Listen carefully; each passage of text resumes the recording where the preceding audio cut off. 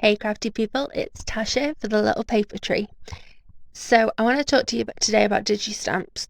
I want to go from opening the file to having that stamp on the paper that you want in your hands, ready to colour and turn into some beautiful artwork. So the first method is Publisher. This is how I started with digi-stamps, and I had no problems with it at all. What I like to do is I create a box on my document, and I size that box to 4¼ by 5½, or 4 by 5¼ that just gives you a visual representation of how big your card's going to be.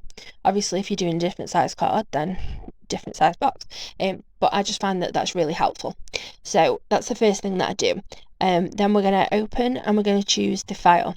Now I'm showing you here the incorrect way to resize the picture, the stamp. As you can see, it changes the proportion and you're going to get an image that's all squashed and wonky, and we don't want that. So let's go back. Instead we're going to left click and click on Format Picture. We go to Size, and then we can add in what size we want. Unfortunately with Publisher you're working in centimetres, so I do have to keep going back and checking. You only want to change one of either the height or the width at a time. You then click OK, and that then automatically resizes it. If you change both the height and the width, then again you're going to end up with a wonky picture, where the picture's either stretched out or squashed down.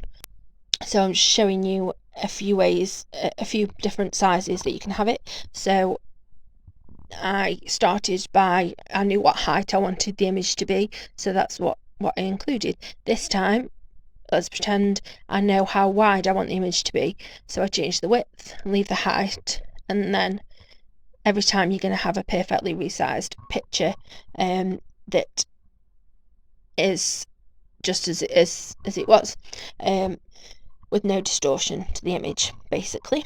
So now I'm just showing you different ways that you can move it around. You can put it wherever you want on your panel. If you want to print it off and cut and leave that image on a panel, then that's when I would leave that box there and I'd leave the image where it was, because I can then cut that to have a full panel. If I'm going to fussy cut the image, then I don't do that because I don't want to waste the paper, so I then put the image right up into the corner. So that's Publisher, how I started. Then I got a Silhouette Cameo.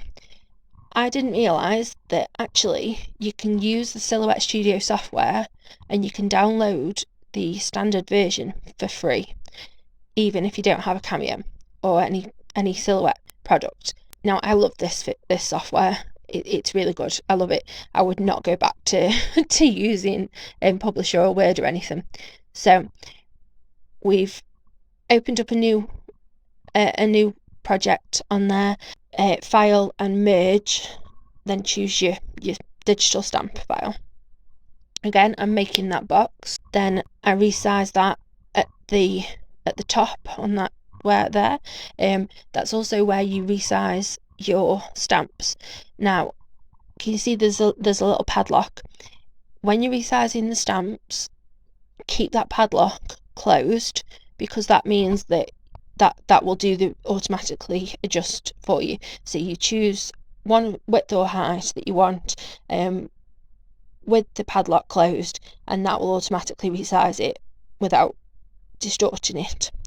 I don't want that with the rectangle because I want to say how wide and how tall it is, so I take the padlock off.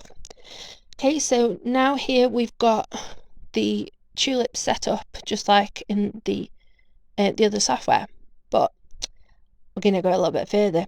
So here I've typed out happy birthday.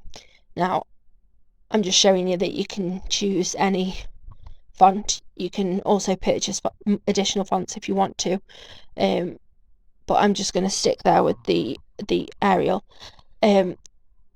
I'm then going to fill that wording in. So we've got a bold happy birthday.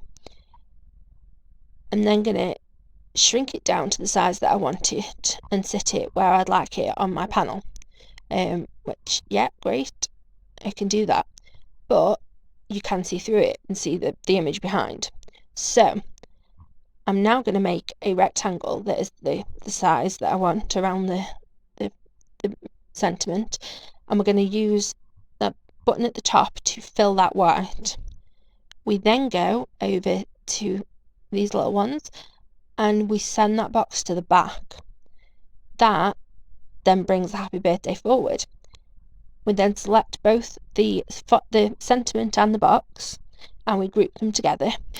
And now, if you see, when we take it back to the card, sort of, it covers whatever is behind it so that you can read the sentiment. It's just two different ways of doing it, basically. Yeah, that's how I set up my stamps. That's how I print them off, whether I want to fussy cut or if I want to make a panel. And if it's something that you're interested in, I can go into that in a little bit more detail another day, but I just wanted to show you the real basics of how you get those stamps in your hands ready to colour. So I hope you all have an absolutely fantastic week. Stay crafty. Bye.